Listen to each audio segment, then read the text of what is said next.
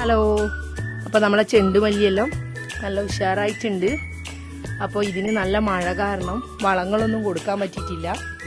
അപ്പോൾ ഇന്ന് ആദ്യത്തെ വളം കൊടുക്കാൻ പോവുകയാണ്. അടിവളത്തിന് ശേഷമുള്ള ആദ്യത്തെ വളമാണ് കൊടുക്കുന്നത്.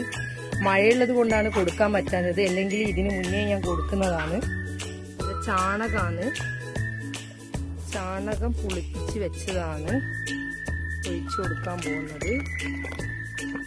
ഇത് നല്ലോണം ഒന്ന് യോജിപ്പിച്ചെടുത്തിട്ട് നമുക്ക് ഓരോ തൈക്കായിട്ട് ഒഴിച്ചു കൊടുക്കാം.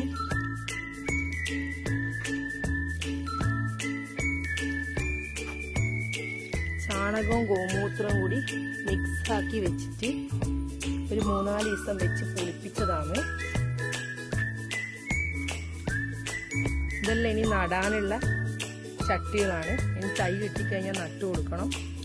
അപ്പോൾ ഇതിനെല്ലാം ഞാൻ വെള്ളം ഒഴിച്ച് കൊടുത്തിട്ട് വരാം.